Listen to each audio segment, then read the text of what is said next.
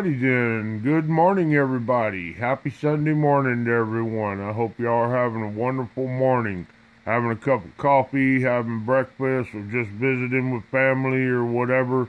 Uh, Hopefully staying safe too. Hope everybody is healthy and safe this morning.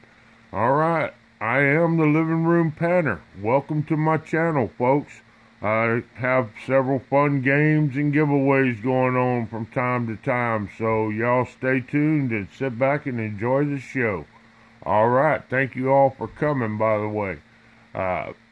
YouTube is in no way affiliated, sponsoring, or endorsing what I do on my channel, so I got that out of the way. Next thing I would like to do is announce that I'm going to start another donation giveaway, and I'm going to have a $2 one, and it's going to be exactly the same as the last one. First prize is going to be a .2020 gold flakes. Second prize is 1 ounce black label concentrates. Third is going to be the 67 half. Fourth will be a Star Note and the Ike, and fifth will be 15 random Wheaties. And I got all the spots still available on this one if anybody would like to get on it. Alright, next thing we got, turn the page here, is my big time giveaway raffle. Started this up yesterday. First place, folks, .85 gold pickers. There's 4 of them in the little bag. Second place is 3.9 ounces of black label. That was the last what I had in that jar. Third place is I popped the top on a jar of reserve from Lynch Mining, and I got 4 ounces of that for third place. Fourth place is a rare $1 Star Note, very rare, folks, and it's in pretty good condition. And then fifth place, I got what I'm calling a Cole Morgan, but it's in extremely fine condition, really good condition. It's a 1889 Morgan, and it's got a hole in it, and the hole just happens to be right where the mint mark is, so no way of knowing if it's a CC or not, but boy, it's got a load of detail, so I'm putting it in there. And right now, only got 3 donators on the list. Cat Lee, Shane H, and CM Silver privileged me with coming on board on this deal. So if anybody'd like to get in on this one, come on down. Alright. Next thing is, I did a bunch of panning yesterday. I did some stuff from Lynch Mining, about a 3-pound bag of Belmont, and classified it and went through it and run it through my sluice, my little mini sluice. I found out on my big Latrap, my pump ain't big enough. It needs more volume going through it. I've got a small little recirculating pump, a 110 pump. It works perfect for the little mini sluices that I got, but for that big Latrap, it ain't got enough volume, so I'm going to have to upgrade and get a better pump. So that was kind of a fail, but it's not the Latrap's fault, it's my fault. I didn't research it enough, but I got a nice little stand built for it and everything, and I got it where I can recirculate the water and use it the way I need to use it. So maybe next weekend I'll have a better pump and I'll run that Latrap. I got a couple buckets full of stuff I would like to run some seconds, and it's mixed. It's not been classified, which is why I got this thing, so I can run unclassified material through it and then concentrate it down and maybe run it through my mini sluice after that. Alright, another thing is, for whatever reason, I go to bed early every evening, just out of habit. I'm an early bird. But last night, my kids, neither one of them were here, and the house was awfully quiet. And I woke up around 11 o'clock last night and decided I wanted to play with some more dirt again. I had been playing with it almost all evening yesterday, so I had some seconds that I had run already once before, and it was classified down to size 10 and lower, and it was only a couple pounds of it, but I said, hey, I watched a video on this little dude, and Mr. Ron F. gave me this last year sometime, and I never used it because it was, I always figured, well, this is something you got to use in a creek or something, you know. But after watching the videos and checking this little rat out, I thought, I'm going to give it a try. So I set it up. I got it set up where it was working real well. I put it in my mini sluice and just ran my recirculating hose right here at the end of it. And I ran it pretty fast too. And man, it blew out all the stuff. It was full of black sands and a little bitty bit of gold, not even enough to tip the scale. And it had quite a bit of silver in there, raw silver. So it did trap it. It did work, and I like it. I'm ready to do it again today. I'm thinking about running some of that minus 50 I got set aside for my blue bowl and see how that works in here. See if it'll catch flower gold. Anyways, pretty cool little dream mat, and it's called Gold Rat High Bankers. Or I guess that's who put it out, and it's the dream mat. So there it is, folks. I ran that in the middle of the night for about 2 hours and cleaned it up this morning, and wasn't hardly anything in there, but that's okay. That just means I go through my stuff very well. All right, the next thing I got is I got two different concentrates here from my mini sluices. This right here is the Belmont, and this right here is from a 3-pound Build-A-Bag from Gold Bay. And folks, let me tell you, that Build-A-Bag from Gold Bay, I added 3 extra grams of extra chunky gold to it. And the plus 10 stuff was really nice. I classified it and went through it. And I know this right here is going to be loaded. So let's get to it. Let's pan this out and see what's in this Gold Bay concentrates here that went through my mini sluice yesterday evening. Now I'll do a weigh up and everything. I don't do Roy's. I just pretty much do this for the fun and the collecting of it, and I don't know, long-term investment, I guess, or whatever. So y'all sit back for a minute. Let me go through this. It'll take a few minutes. I'll go through it as quick as I can. And we'll see what this reveals. And again, Gold Bay, Lynch Mining, and probably Dirt Hog are my 3 go-to buyers that I always get dirt from. I've heard a lot of good things about Tom's Gold Dirt, and I'm hearing a lot of good things about Kenai, but I've never purchased from either one of them, but that may change in the near future, because they sure get a lot of good reviews, and I've watched some videos, and they do pretty good ROIs, you know. That's the name of the game. You want to try and make as much money back, or make it as profitable for yourself as you can. I mean, I was watching old Dylan the other night on Dylan's prospecting, and, you know, he's got a good point. If you do this for fun, this is the way to go, because it's relaxing, it is fun, and you are getting something back out of it. If you're doing it for profit, this ain't the way to go. You might as well just go out and buy gold coins straight up as close to spot as you can get them, and go that way, and that's probably an easier and better investment. But I like gold panning in my living room, and it's relaxing for me. It takes my mind off of things, and I just enjoy doing it. So, and it's a win-win for me. And whenever I see gold in the bottom of the pan, it's always very rewarding, you know. So those of y'all that don't pan may find this extremely boring, and I get that. I mean, if somebody would have asked me 20 years ago when I was younger, hey, you want to go pan some gold, I'd have laughed at them and said, are you crazy, you know? Nobody does that. But now look at me, you know, that's my thing. I am the living room panner, and this is why. I pan in my living room. So I'm wanting to, it's a rainy, nasty day again in south of Houston, so no outside work again. And I'm running really behind on my little add-on deal I'm trying to get done. Uh, but it'll happen sooner or later.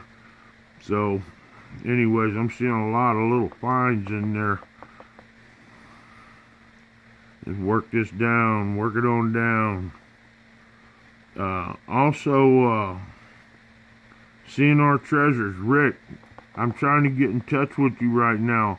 Miss Linda Schaefer, she won on that giveaway yesterday, the black sand, black label, and she doesn't pan, but she's very interested in the koala. Would you be willing to trade her for the black sand for the koala, the third place koala? If so, let me know. And she's all about it. I mean, she doesn't pan gold. I mean, it's not her thing, so maybe something you may be interested in. And if not, Linda, I'll get you a prize of equal value. Heck, I may even just give you a koala anyways, and I'll keep the black label. So let me know, Rick. All right, I'm seeing quite a bit of gold in there.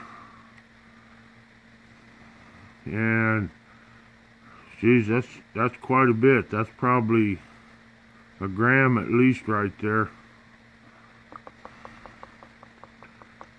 And I'll get all this black sand out of here, and in a little while I'll have it all dried out, and I'll get it all cleaned up and dried up, and we'll get a weight on it and see, just for fun, what my ROI is, because I know how much I spent for a 3-pound Build-A-Bag plus the extra 3 grams of extra big nuggets. So can't tell if that's a piece of ribbon gold it looks like a lot of ribbon gold in there to me, which that's alright. Gold is gold. That's a pretty nice little batch of gold right there, folks. Look at that. Nice, very nice. See if I can get a little more of that black sand out of there. And this again is from Gold Bay. Now Dave over there, he's a pretty good guy. I'm corresponding with him this weekend about making a bigger purchase. I'm interested in one of his buckets. I don't know. We'll see how that goes. See if he'll cut me a deal or not. If he does, I'll be getting a bucket. If he doesn't, I'll probably just go for another 3-pound Build-A-Bag. Those seem like the ones to really, for me anyways, most enjoyable. If I can get 5 to 6 grams of gold out of a bag of dirt, it makes me very happy. So there it is, folks. It's pretty much cleaned up. I got all the black sand just about out of it. Very little. Now, you see that? That's probably more than a gram right there. And there's some ribbon gold in there. It's trying to float out on me. Real small. Alright, I'm going to set that off to the side. Let it do its drying thing for a little bit. And then I also would like to tell y'all, this here snuffer bottle is loaded. It's got all the plus 10, plus 20 in it, I think. And that's part of the same, the Gold Bay. So we're going to put all this together and dry it up and weigh it. And we're going to see what we got. Well, I tell you what I'm going to do. I'm going to dump it right now because there's something in here that's going to really blow y'all away. So here we go.